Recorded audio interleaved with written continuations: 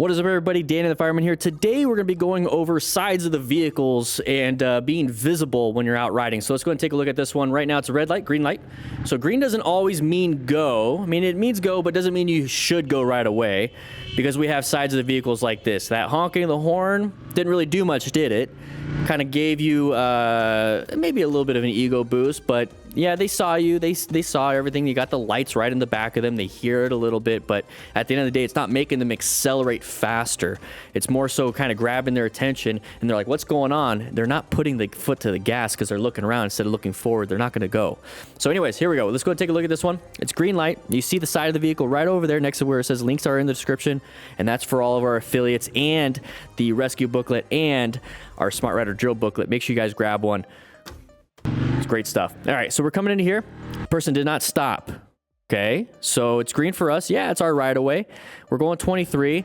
We're still accelerating. We know that they're not stopping. At this point, we need to do something. We need to go ahead and apply some progressive brake pressure. It's a red stage, because if we don't do anything, we're going to hit the side of them or hit the back of them, and that's part of planning our ride. We position for safety, decent one. Locate hazard situation, we're in one.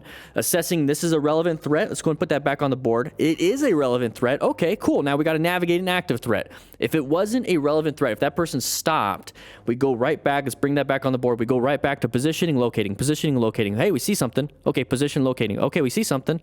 Now we got to navigate it because this person's coming out. So we see this. Go ahead and apply the brakes.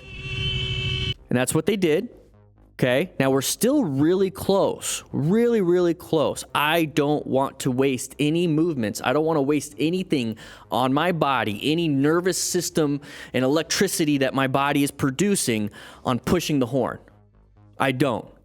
I want to look for escape paths. I want to squeeze even harder and possibly come to a stop if I had to. Look for anything and everything to get me out of this situation. And I have seen so many videos, thousands and thousands of videos where the horn, maybe in 5 videos, worked.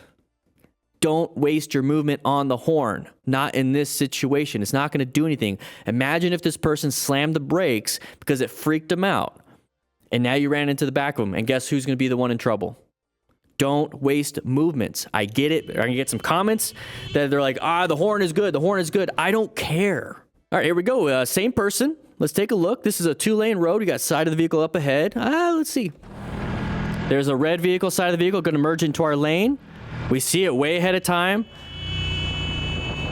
And we fought for the lane. Oh, man, come on. All right, so let's take a look at this. So we're coming up to here. We see it way ahead of time. As soon as you see this, we're going to go into orange stage. Now, we both know... Okay, we both know that they're supposed to go in the first available lane. Now, we don't like it when people do this, but then we also don't like this, and it really kind of comes down to we don't like people just getting in front of us. And I have a feeling right in the comments if you also kind of think this too. Motorcycle riders suck at braking. They just suck at it.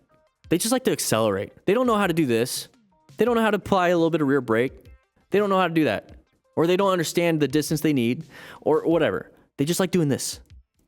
Okay, they don't want people in their way. That's just my thoughts. What do you guys think? We're getting up to here. We should switch lanes. If we're going straight, let's just switch. It's a 3-lane road. Let's switch over to one of them. Let this person have it. Write in the comments if that's what you do. This is called defensive riding for a reason. So right here, honking the horn. Come on, man. Just switch over. That's part of planning your ride. You're going to put yourself in a better position for safety. You located that's a hazardous situation. You're assessing. It's irrelevant. Okay, it's a possible relevant threat. Just move over. Just move over, because now our line of sight is terrible. We don't have good line of sight because the red vehicle is in the way.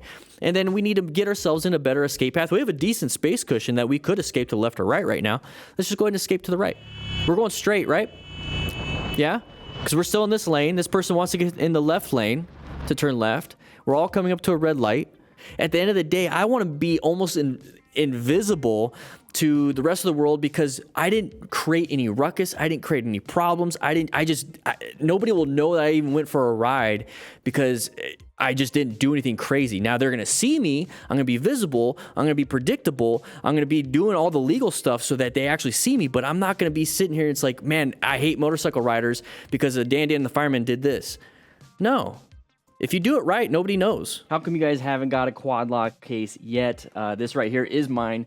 I got the Samsung Galaxy 20 Plus. They have a bunch of different models for their phone case. Got the handlebar mount and the vibration dampener, less than $100. And you get 10% off if you use the link in the description. So grab yourself a quad lock and support our sponsor. Let's get right back into it. All right, here we go. So we got a different person in Ireland with a quad lock. Make sure you guys grab a quad lock. Links in the description. Let's watch it fully. Side of the vehicle around the corner. Great job braking in rain. That's a pretty difficult situation.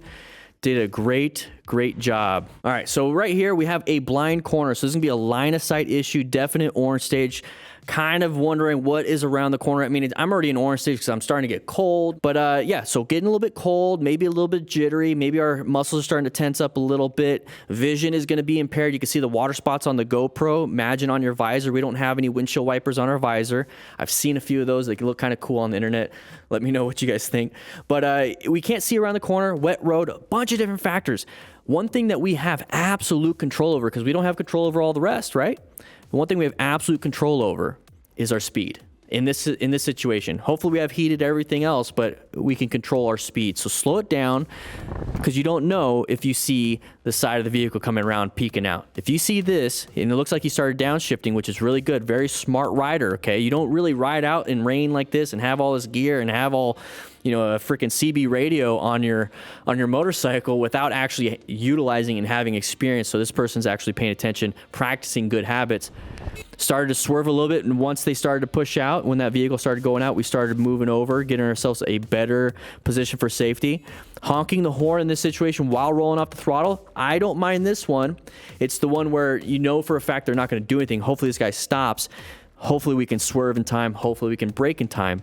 So hopefully at least two of those three things happen. Great swerve, handled it. Very good. We are in a residential neighborhood, so maybe he was going slow down or slow anyways.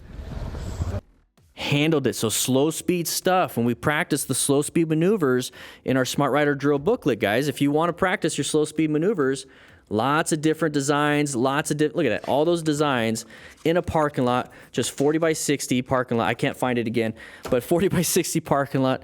Practice, practice, practice, just in case you have to apply the brakes, and then now you have to maneuver slow speed stuff. This happens, guys. This happens. So let's not get ourselves in a bad situation. So if you guys like this and you want to grab a slice of pizza, subscribe, and I'll be seeing you guys around.